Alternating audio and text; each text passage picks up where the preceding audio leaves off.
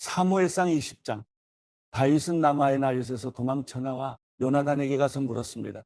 내가 무슨 짓을 했습니까? 내가 무슨 죄를 저질렀단 말입니까? 내가 당신 아버지께 무슨 잘못을 저질렀기에 이렇게 나를 죽이려고 하십니까? 요나단이 대답했습니다. 그렇지 않네. 자네가 죽는 일은 결코 없을 걸세. 이보게 내 아버지는 큰일이든 작은 일이든 내게 알리지 않고는 어떤 일도 하지 않으시지 않는가? 그분이 그런 일을 내게 숨기시겠는가? 절대 그러실 리 없네.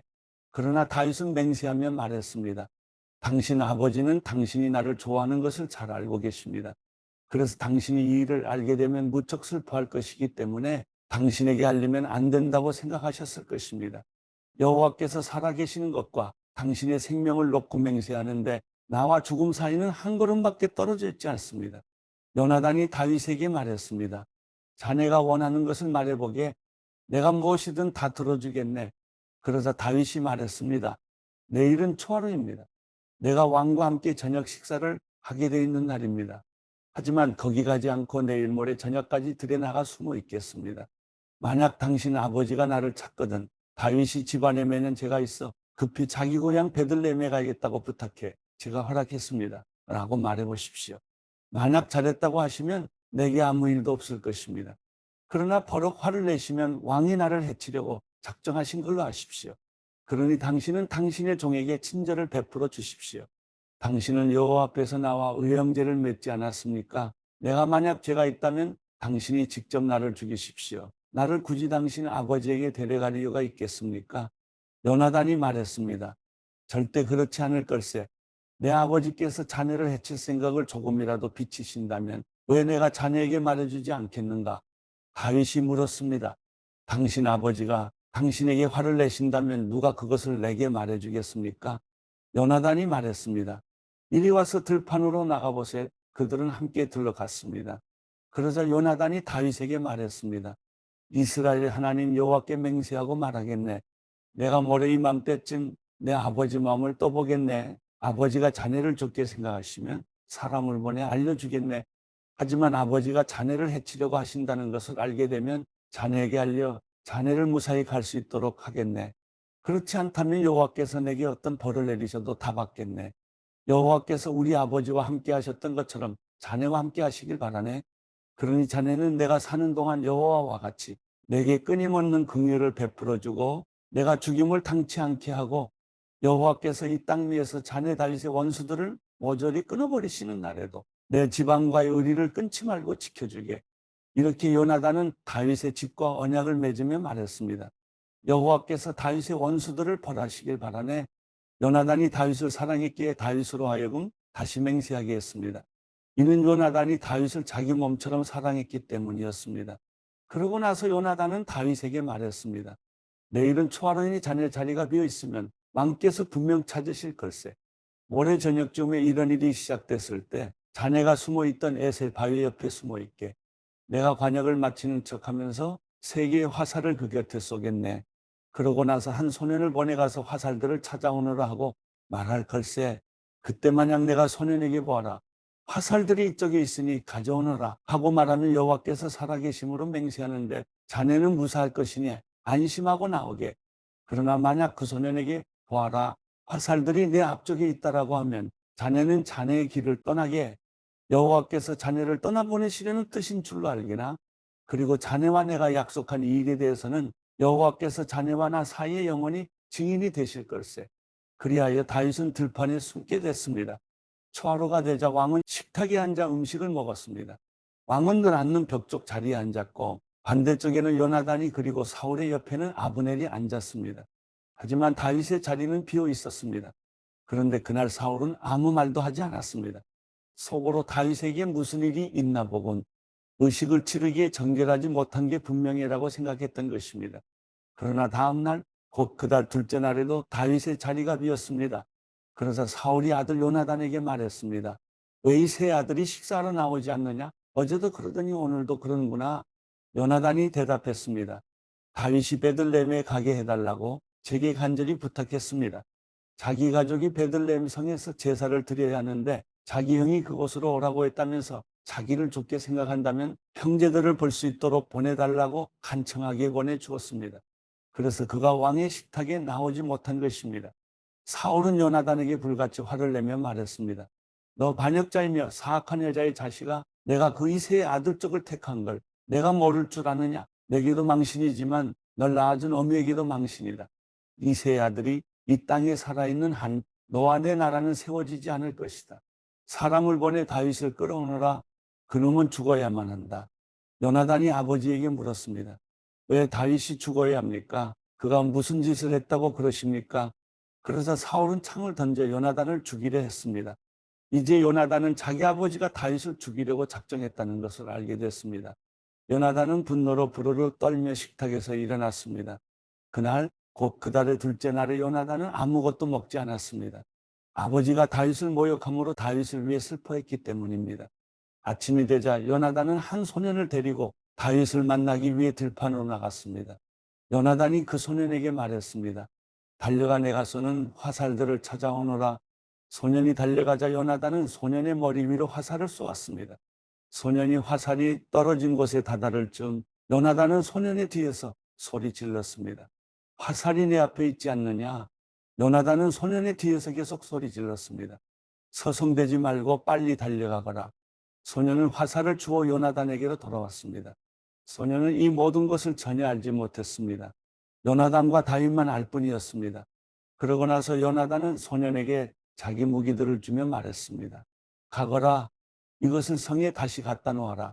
소년이 가고 난 뒤 다윗은 바위의 남쪽에서 일어나 땅에 엎드려 3번 절했습니다. 그리고 그들은 서로 입을 맞추고 함께 울었습니다. 다윗이 더 많이 울었습니다. 요나단이 다윗에게 말했습니다. 평안히 가게. 우리가 여호와의 이름으로 서로 의형제를 맺지 않았는가? 여호와께서 자네와 나 사이에 또 자네 자손들과 내 자손들 사이에 영원히 증인이시네. 그러고 나서 다윗은 길을 떠났고 요나단은 성으로 돌아갔습니다. 사무엘상 21장.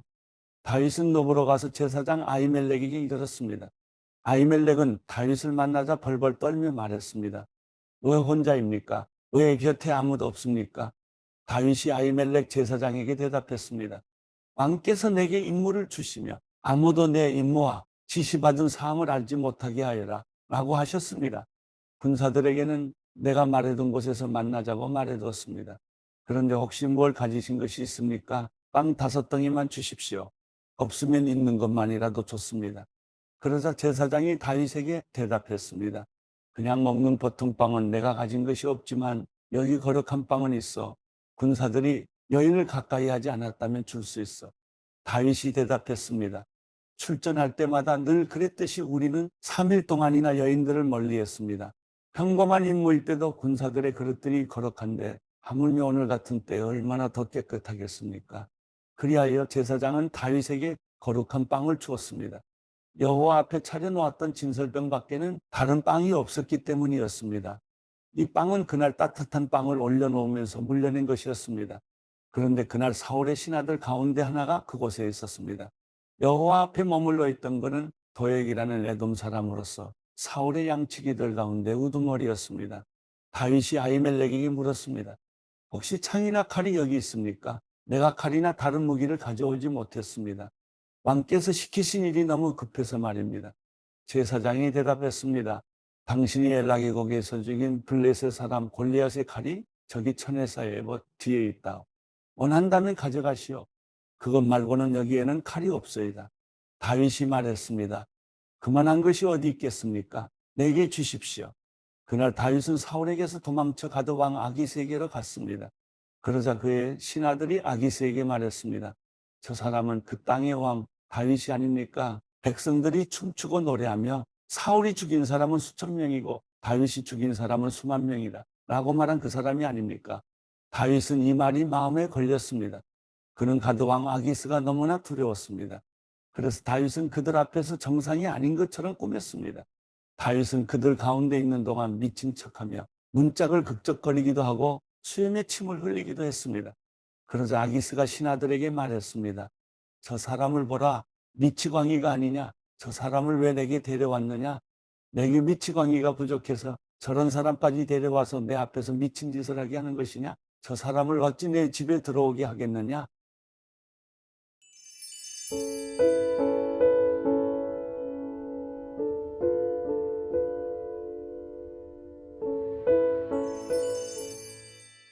시편 102편. 여호와여, 내 기도를 들으소서. 내 울부짖는 소리가 주께 미치게 하소서. 내가 괴로워할 때 주의 얼굴을 내게서 숨기지 마시고 주의 귀를 내게 기울이소서. 내가 부르면 바로 응답하소서. 내 하루하루가 연기처럼 사라지고 내 뼈들이 날것처럼 타오릅니다. 내 마음이 풀처럼 짓밟히고 말라버려 먹는 것조차 잊었습니다. 내가 큰 소리로 탄식하니 피골이 상접했습니다. 내가 광야의 펠리컨 같고 사막의 올빼미 같습니다. 내가 누워도 잠을 못 이루니 지붕 위에 혼자 있는 한 마리 새 같습니다. 내 적들이 하루 종일 나를 조롱하고 있습니다. 미치도록 나를 싫어하는 사람들이 맹세코 나를 반대하겠다고 합니다. 내가 죄를 빵처럼 먹고 눈물을 물처럼 마십니다. 이것은 주의 크나큰 진노 때문입니다. 주께서 나를 드러내던지셨습니다. 내 하루하루가 길게 기울어지는 그림자 같으니 내가 풀처럼 시들어갑니다. 여호와여, 그러나 주께서는 왕좌의 영원히 계실 것입니다.